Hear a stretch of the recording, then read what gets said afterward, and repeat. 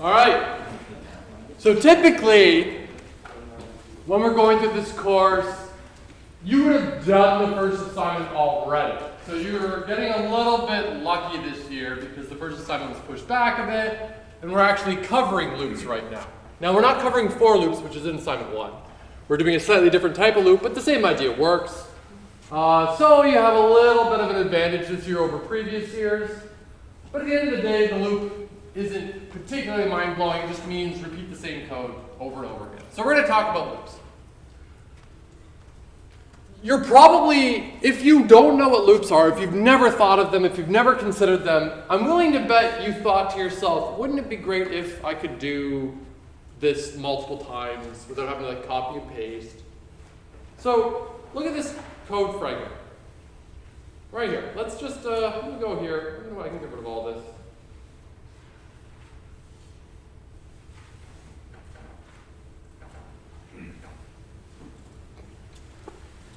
Look at this code. Take 25 seconds, look at it, and try to figure out what will be printed out the whole time. Like there's 1, 2, 3, 4. So there should be 4 output lines. Figure out what they are, and I'll hit run, and we'll see if you're right or wrong.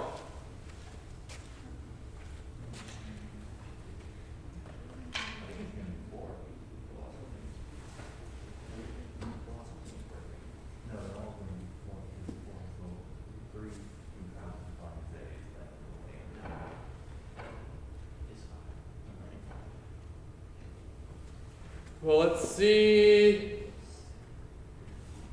Were you right? No. No? Who said no? What'd you get wrong? I thought they all ended up 4 because it was the last value. Common mistake. When people scratch their head a bit, they think that happens. What you thought is a normal thing to think because you're thinking like, oh, well, once this is finished, A is equivalent to 4. Like that's, maybe you're thinking about that equals not as an assignment, but like a statement of fact or something. But the way it goes is the value of A is going to be, the value of A at any given line will be dependent on what's going on before and on that line. So let's work through this nice and slow. Because if you were thinking what he thought, you're not crazy. That's a reasonable thing to think. So let's think. Okay, so, I suppose I got to scroll up so we can see what the first line is. A is 5, print out A. Well, okay. So what it is A is currently 5, line 1. That's it. Done. We go down to line 2, and we say print out A. What value does A currently have? Everybody yell.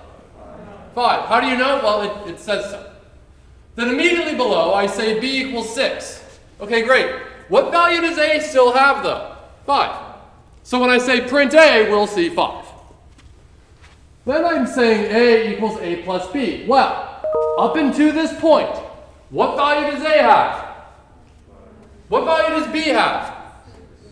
So 5 plus 6 is what? I only heard like a moo. What's 5 plus 6? 11. Of course, it's 11. And then what are we doing with that 11? We're putting it into the variable A. So immediately after line 5 runs, A is not 5 anymore, A is 11. Do remember too that the right-hand side of the assignment gets calculated before we store anything into the variable. So A is now 11. So we print out A, we see 11. Great. Line 7 runs. What value is A? What is it? It's 3. What happened to the 11? It's gone. It's obliterated. It's gone. I took the 11 out and put a 3 in instead. Then I say A equals A plus 1. Okay, great. Well, what's A? A was 3. 3 plus 1 is 4. We get 4. Great. That's how it works. Remember, computer scientists, you're thinking too hard. You're looking at the whole chunk of code and trying to evaluate it as a whole chunk. No. We need to do it one at a time because we can't do anymore. We're not smart enough for that. So We already talked about this. A equals a plus 1 is the same as a plus equals 1. It's just the shorthand. That's it. So, quick little activity here. Write a function to add 1 to some variable. Maybe the function gets, like, it takes a parameter or something. I don't know. Adds 1 to the variable 5 times, and then return the value. Now don't cheat and just say the variable plus equals 5. No, like add 1 to it 5 times. Do that. Do it. Take your time and do it with the stuff you know so far. Don't try to get fancy. Keep it simple.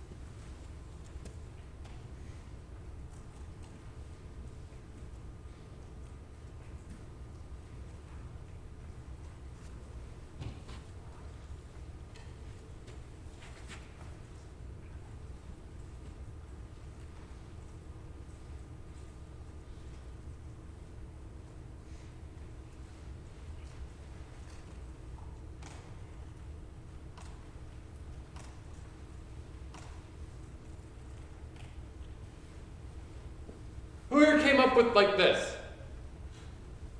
Yeah, I mean, this is typical, right? I mean, it seems just like a silly question, right? Have a function, it takes a variable, and then add 1 to that variable 5 times. That's it. That's it. If you try to use a loop, you're working too hard. Don't use loops yet. Don't use loops yet. So we can do a quick little test of this one. Let's say print add, whoop. What the heck?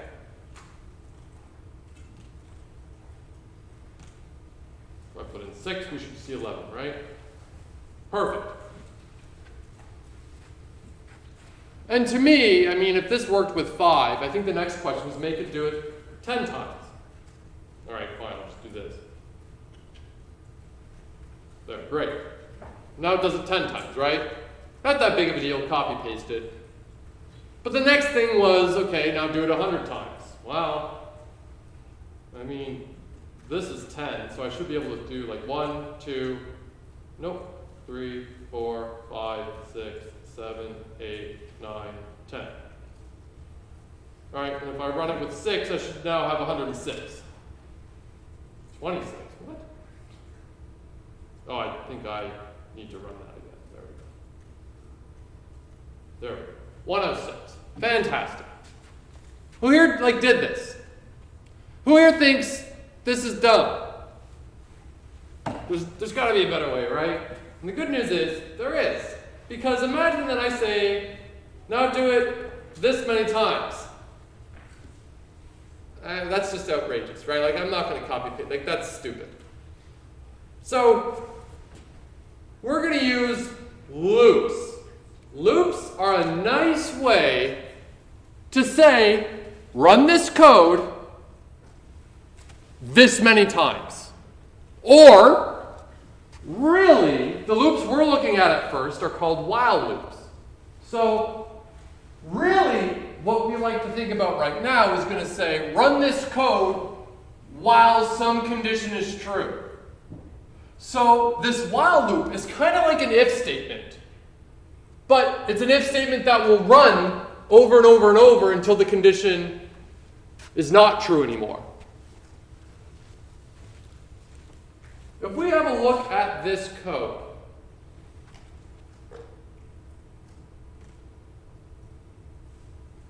I'm just going to get rid of this, get rid of this.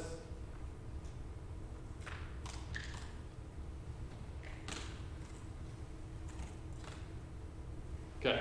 Have a look at this code. Raise your hand if you have never seen a while loop before. Okay, that's what I expected.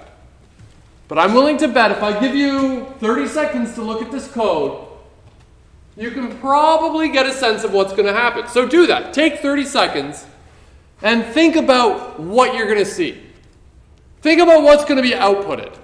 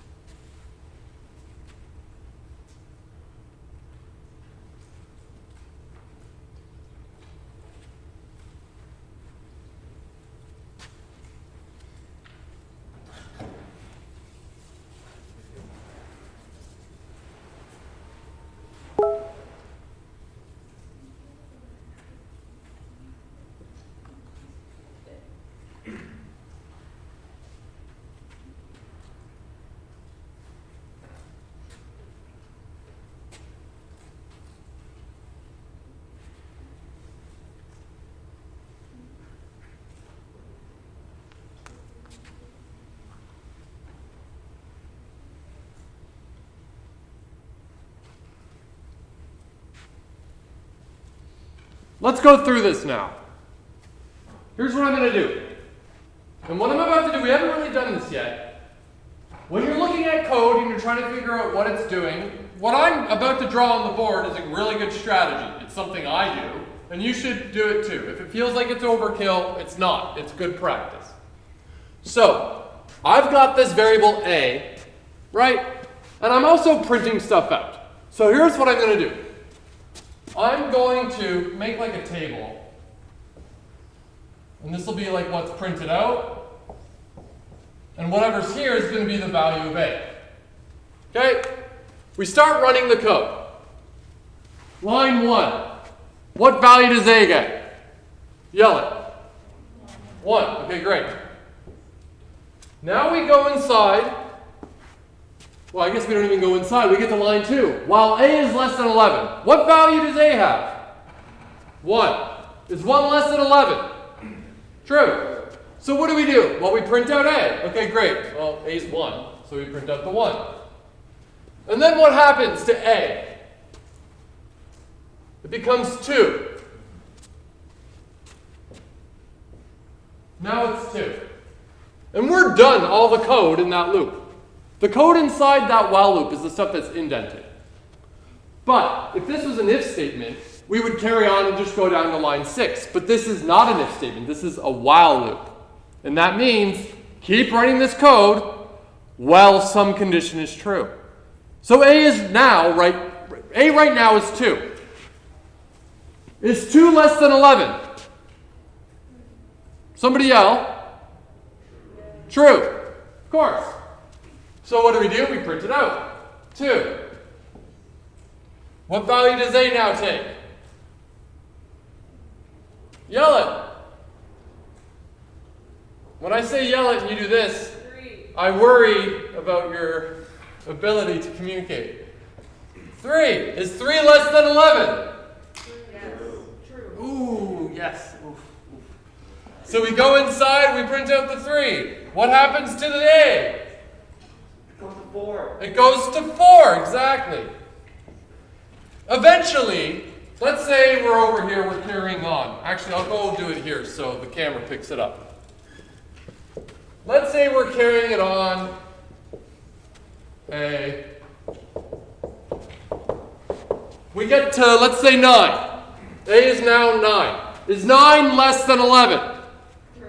True. So we print it out. 9 now becomes, or A becomes 10. Is 10 less than 11? Is it? True, okay, yeah. It sounded like there was wishy-washy there. So we print it out. A now becomes 11, right? We go back up. Is 11 less than 11? False. We do not run that code. So we jump down to line 5 while there's nothing there, and then we execute line 6. What will get printed out? It's not a trick question. Well, what will get printed out once we run line 6? Why? Because you pointed, well, I guess I never actually updated this to be 11. But it's because we made A11. That's it. See what I mean? There's no tricks here. What does the code say? Line by line. If you're not doing this slowly, you're skipping steps. Don't do that. Any questions about that loop, though? What do you think would happen if I did this?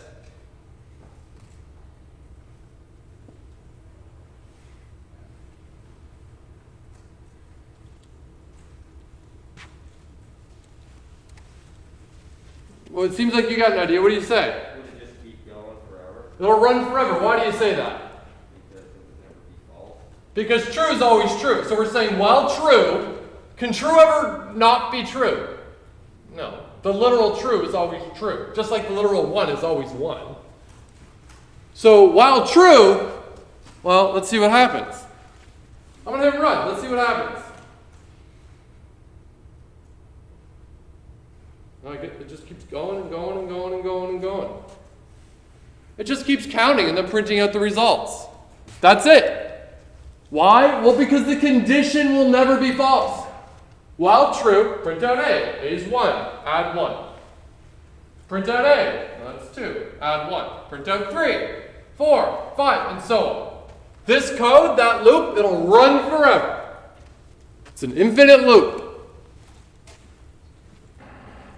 I'll stop it though because I don't want Google to be mad at me. So, there we go. So, now, real quick now, not that quick, I'll give you a minute or two. Do that first exercise again, where, write the code to add 1 5 times to the parameter, 10 times to the parameter, 100 times, 17 billion, whatever that was, times. In fact, if you want to get really fancy, maybe what you should do is when you make the function, give it the parameter of the starting value you're adding to, but also maybe try to give it another parameter. That is, how many times are we going to add 1 to it? Just for fun. Let's see if we can do that. Step 1 is see if you can get that working with the loops.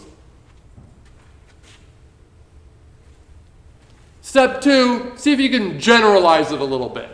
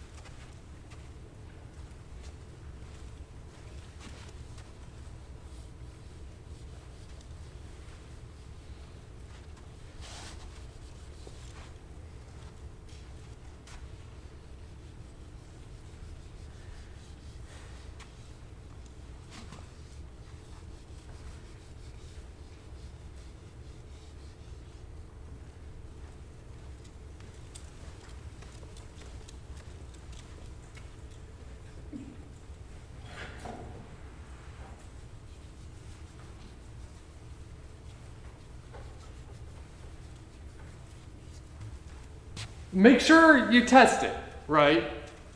Make sure you don't just write it and go, okay, I'm right. You don't know, you have to test it. Because there's a lot of mistakes you can make in this one.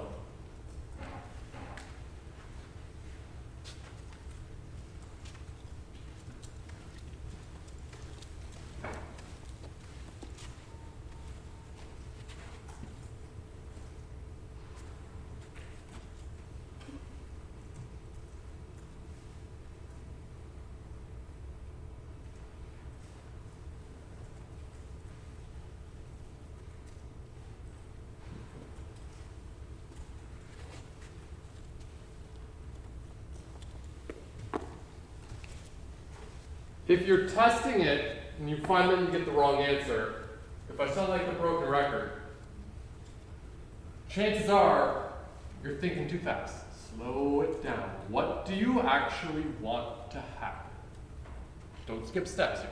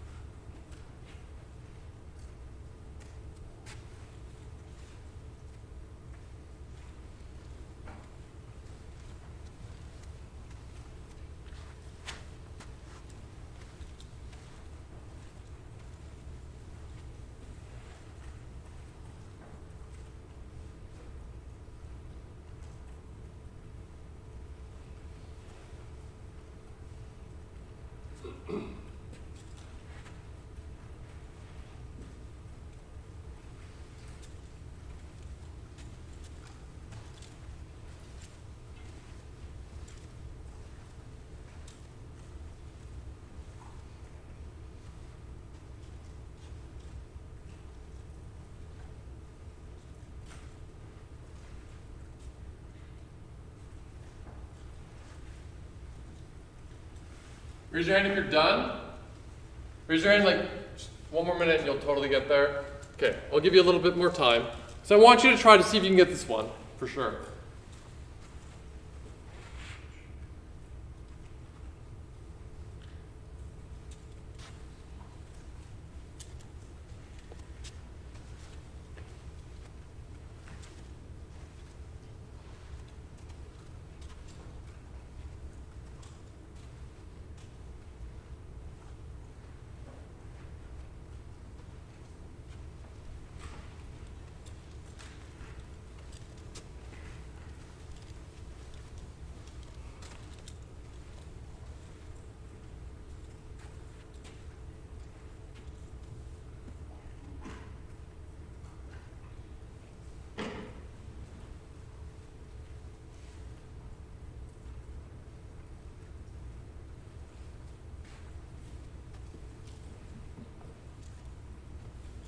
Okay, raise your hand if you're done and you've tested it, you know you're right. Okay, raise your hand if you did it, but it's not working the way you wanted it to. Couple people, okay. So, nice and slow. We want to add 1 to the variable a var multiple times. That's the thing that's got to go in the loop. A var equals a var plus 1. Why plus 1? Well, every time we run the loop, we want to add 1 to it. And of course, how many times do we want the loop to run? Let's start with the 10. 10 times.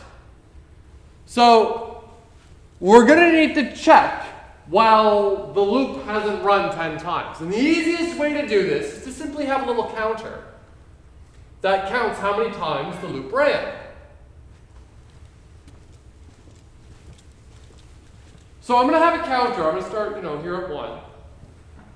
And then, while counter is less than, I guess 11, right? Because we only want it to actually go to 10. If I put 10 here, it wouldn't actually run that 10th time. So I'll do 11. Or if you want, you could do something like this, less than or equal to. Great. You've got a number of options. So if I hit run right now, let's do a quick poll. Raise your hand if you, I don't even know how to ask this question without giving it away. Any observations about the code I wrote? Do you have any comments? Let's say, I'm done. I wrote it, I'm like, I'm happy with it. Great. Was your hand up? I guess it's just you. Anyone else? It's always you. And if it's not you, it's you. What do you say? We forgot to add 1 to the counter. Right. Because if I don't add 1 to the counter, here's what the code does. Counter equals 1. Well, counter is less than 10. Is 1 less than 10? Yeah. Okay, great. Add 1 to avar. Counter's still 1. We didn't change counter. So then I asked the question, is counter less than 10? Well, it's 1, so yeah. Add 1 again. Is counter less than 10? Yeah, it's still 1. That's obviously a big problem, right? So the simple solution is exactly what you said.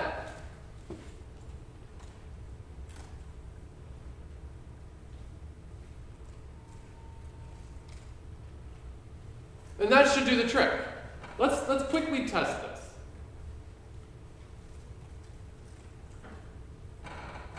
If I give it 15 and I add 1 to it 10 times, we should see 25, right? 24. Oh, it's because I did the less than. Shoot, I need to do that. There. Let's run that again.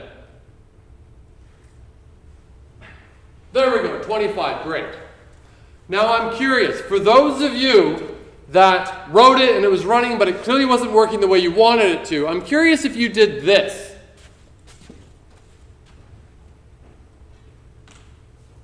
Did you do this?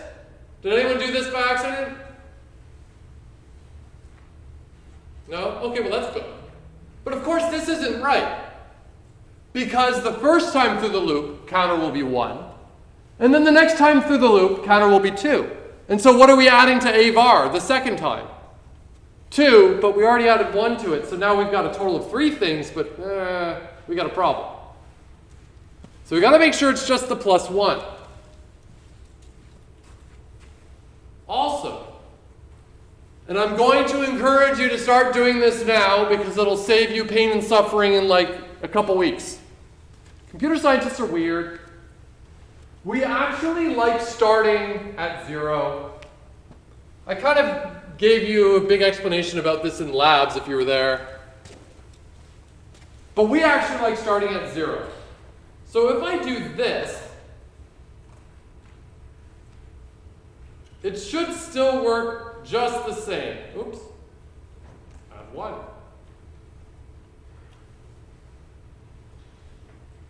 $25. Let's put in 25. We should get through. Oh, 2. 12. Great. We like starting at 0. So we would go 0, 1, 2, 3, 4, 5, 6, 7, 8, 9. How many times was that? 0, 1, 2, 3, 4, 5, 6, 7, 8, 9, 10. You had a question? No, just thanks. Yeah. So we start counting at 0. We don't actually, like not getting to 10, the fact that I have less than 10 still checks it. Anyone here get it to work in the general case?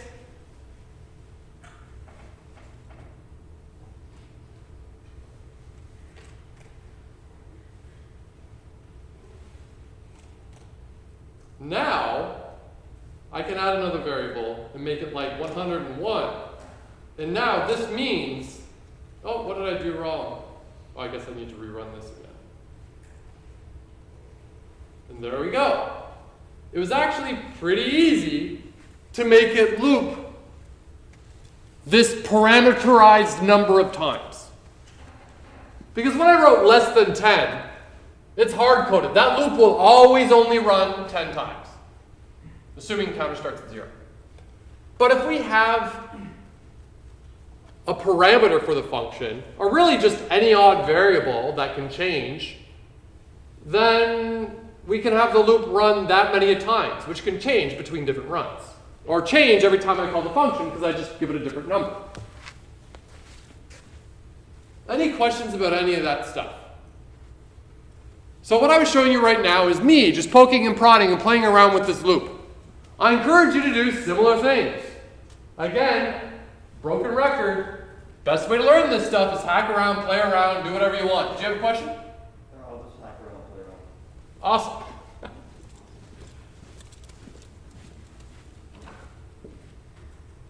All right. So have a look at this code. Now for today's activity heavy, I guess. Oh, wrong way.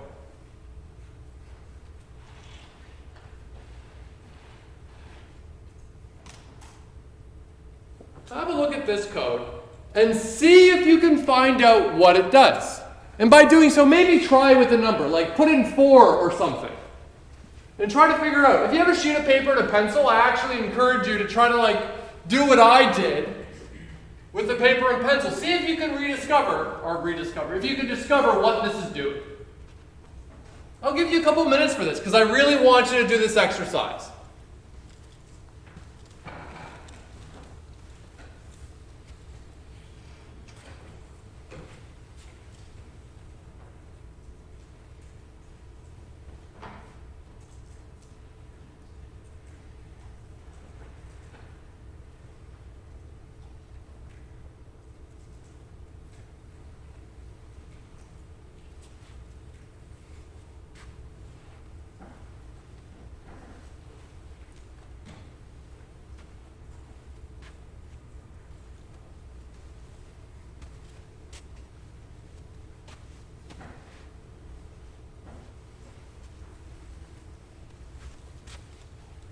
And this one's tricky. Don't try to do this one in your head.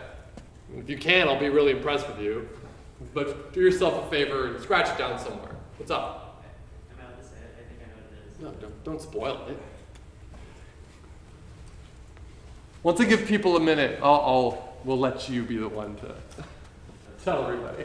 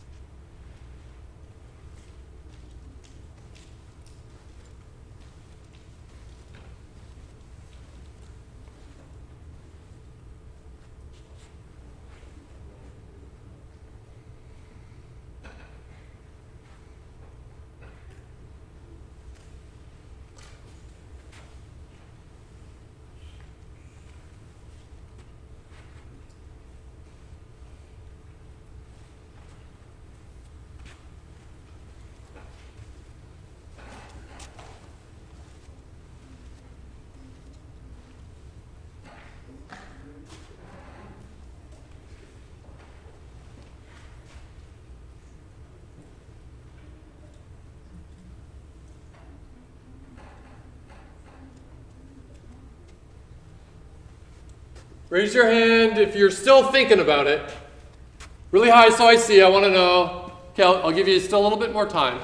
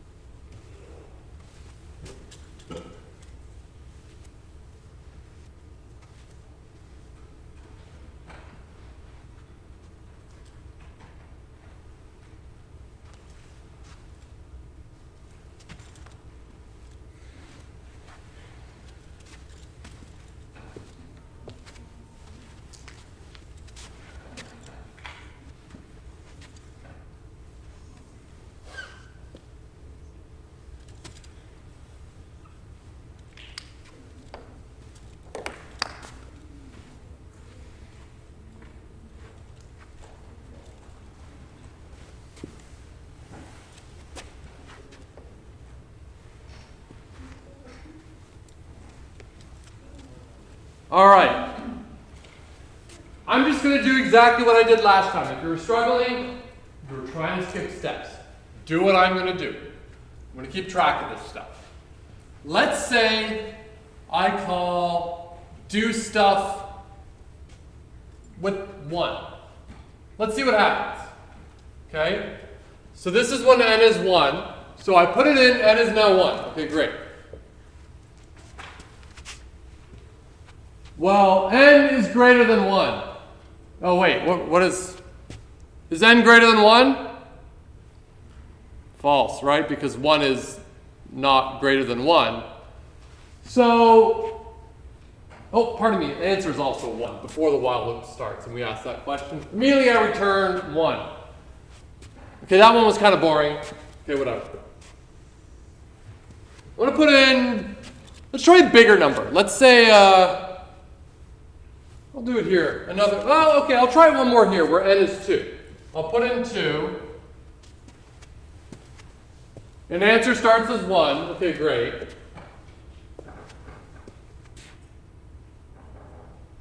Is n greater than 1?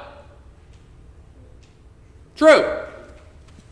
So we go inside and answer equals answer times n. Okay, so answer is 1. What's 1 times n? 2. Right? 1 times 2 is 2. So answer now becomes 2. N equals n minus 1. Okay, so that now becomes, I guess maybe I should have wrote this over here or something. N becomes 2 equals 2 minus 1. Well, that's 1. Okay, great. Okay, we go back up to the top of the loop. Is 1 greater than 1? No, so we stop, we return 2. Okay? Let's put like a 4 in. Start here. 4. The answer starts as 1. Okay. Is n greater than 1? Yell it. Work with me. True. So we go inside and answer equals answer times n. So 1 times 4, I guess. So that becomes a 4. And this 4 becomes what? Well, 4 minus 1. Is 3 greater than 1? True. So we go inside. Answer equals answer times n. So 4 times 3. Well, that's 12, right? Right? Yeah. Oh, then n becomes n minus 1. So that becomes a 2. Is 2 greater than 1? Yeah, it's true. Yeah. So answer equals answer times n. Well, 12 times 2 becomes 24. Then n becomes 1. We don't go in the loop anymore because 1 is not greater than 1. We return answer 24. Who here was doing this? Raise your hand if you were doing this. And you got a couple of answers. And raise your hand if you don't yell it out. Raise your hand if you, yeah, I know what it's doing. I know like the word to describe exactly what it's doing. Really high, I want to see. Okay, for those of you with your hands not up, but you still scratch this down, you're normal. The ones who raise their hands are kind of the weird ones. What is this doing? And factorial. Factorial. Raise your hand if you've never heard the word factorial before. Okay, so factorial is just a fancy word and symbol to mean the following. If you ever see an n exclamation point, this means factorial. And what that means is n times n minus 1 times n minus 2 times 1. So if I put in like a 5 factorial is 5 times 4 times 3 times 2 times 1. And we wrote this code right up there to do factorial. It's completely normal if you've never seen factorial before, yeah, you would never figure this pattern out. But it's funny, I like this exercise because it really emphasizes a key thing about computer science that gets lost a lot especially for first-year computer science students, because at this stage, computer science really kind of is, for better or worse, just about programming. But this type of pattern finding, this type of analysis, this is also a lot about computer science. There's a lot of computer science involved with this. In this example, I love these types of questions. Here's some code. You don't know what it does. You can easily, like if I tell you it takes integers, you can try some input and outputs. But here's some code. What's the pattern? Tell me what this is doing. Sometimes I like to even do weirder things, where I can go, I don't even give you the code.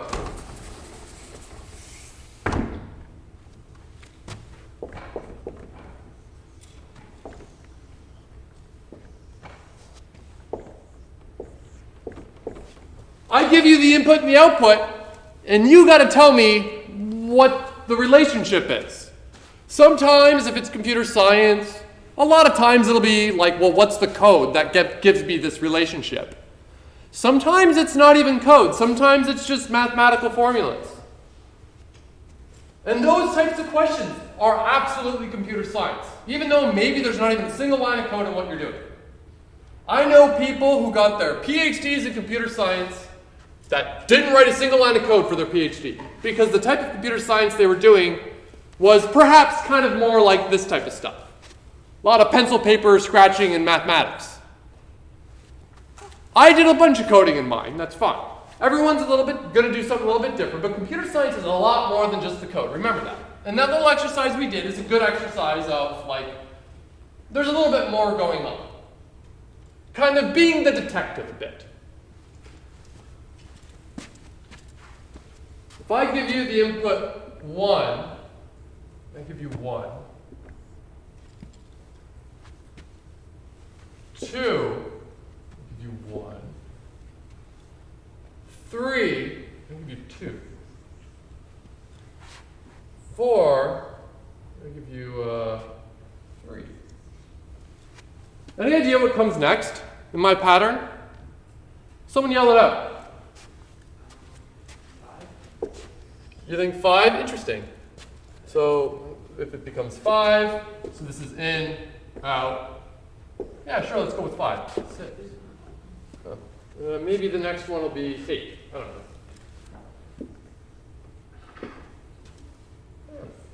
know. 13. You know, maybe I just do something like this. Here's some input and output. What's the relationship? How do I go from 1 to 1, 2 to 1, 3 to 2? What's going on there? We're not going to get into this right now, but these are some of the types of questions that can end up being a lot of fun. It gives you a chance to kind of do that digging and detective work.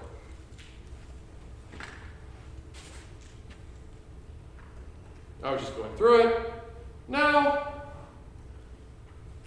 we're not going to have much time, but I'll do this one so we're kind of doing it together. Oh, I'm about to lose. I don't know why every once in a while my battery just dies immediately. Well, I suppose now is as good a time as any to stop lecture, I guess. Have a great long weekend.